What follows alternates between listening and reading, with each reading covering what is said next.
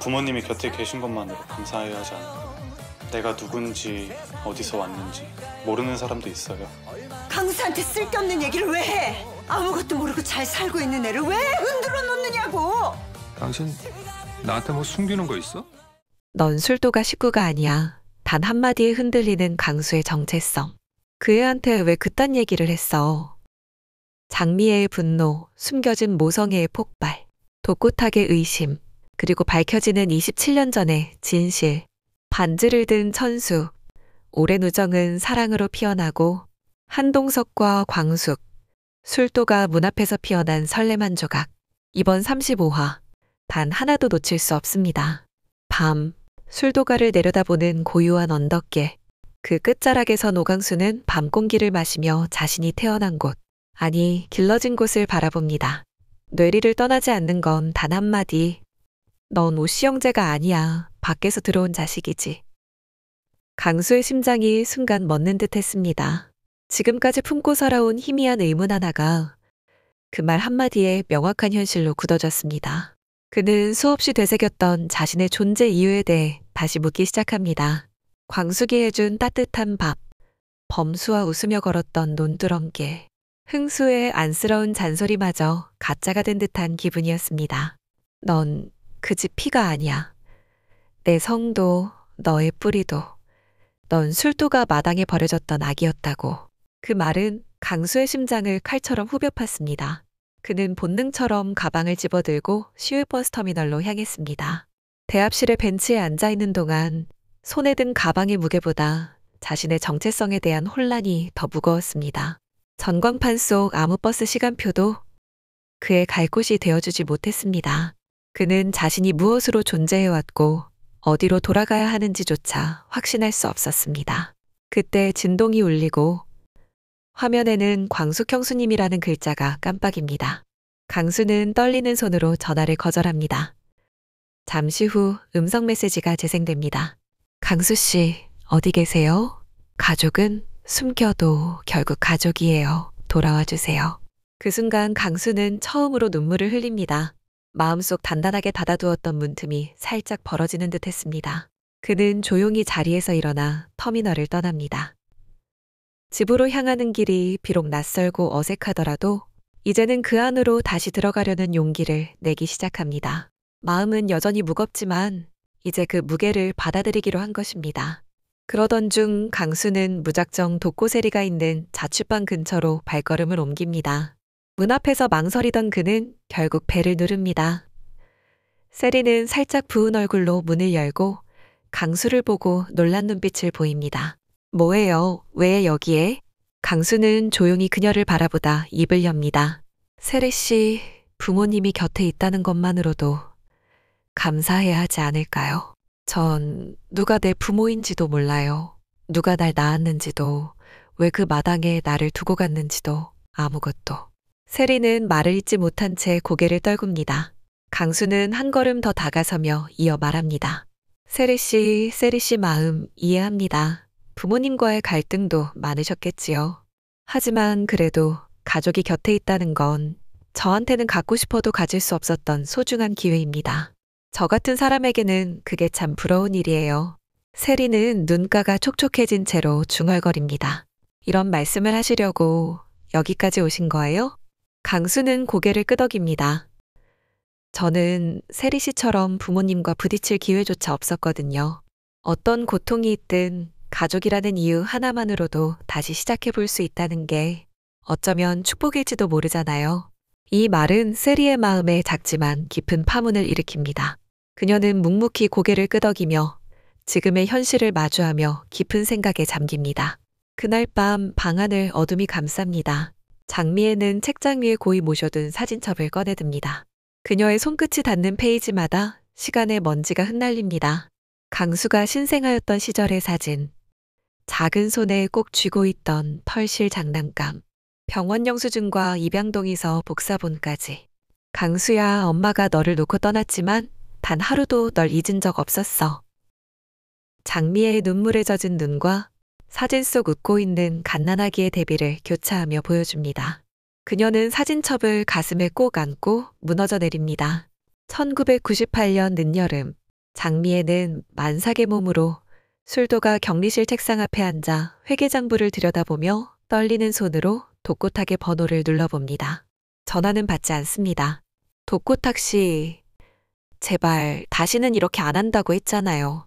그녀의 손에는 통장 내역과 미지급된 세금 고지서, 그리고 사라진 공급 내역이 적힌 문서가 들려 있습니다. 장미애는 독고탁과 함께 계획했던 모든 것이 무너져 내리는 것을 느꼈습니다. 둘은 함께 회사를 떠나 도피할 결심을 했고 얼마간의 시간을 숨어 지냈습니다. 그러나 현실은 생각보다 가혹했고 아이를 안고 도망치는 삶은 불가능에 가까웠습니다. 결국 장미애는 아이만이라도 안전한 곳에 두어야겠다는 생각에 술도가 마당으로 향했습니다.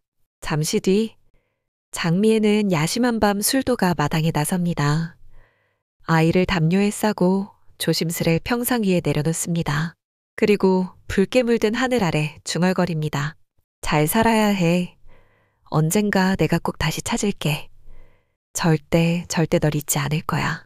그녀는 아이를 한 번 더 바라보고 등 뒤로 눈물을 흘리며 마당을 떠납니다. 그 모습을 우연히 지켜본 고자동은 놀란 눈으로 숨죽이며 그녀의 뒷모습을 바라봅니다. 장미애는 27년이 흐른 지금 다시 그 마당 앞에 서 있습니다.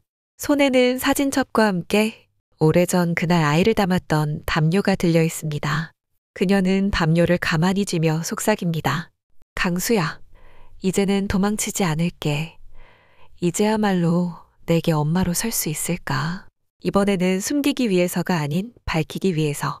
장미애는 떨리는 숨을 고르며 강수와 마주할 순간을 기다리고 있습니다. 독고탁은 최근 장미애의 눈빛에서 이전과 다른 무언가를 느끼고 있었습니다. 특히 오강수의 이야기가 나올 때마다 그녀의 얼굴은 하얗게 질리고 입술은 덜덜 떨렸습니다. 마치 도망치고 싶은 듯한 눈빛, 그리고 자꾸만 말을 돌리려는 불안한 손짓. 독고탁은 그제서야 오래전의 그림자가 서서히 되살아나고 있다는 사실을 느끼게 됩니다. 당신 나한테 뭐 숨기는 거 있어? 그 물음에 장미애는 시선을 피한 채 아무 말도 하지 못합니다. 고개를 떨군 그녀는 문을 닫으며 조용히 방 안으로 들어가 버립니다. 찰나의 침묵. 그 속엔 수많은 말들이 억눌린 채 고여 있었습니다. 그날 밤 독고탁은 아무도 없는 술도가 마당 앞에 혼자 앉아 있습니다. 자동차 안. 담배를 태우는 그의 손끝이 떨립니다. 성냥불이 꺼지듯 꺼져가는 확신과 희미하지만 선명하게 떠오르는 기억들이 겹쳐지며 마음을 짓눌렀습니다.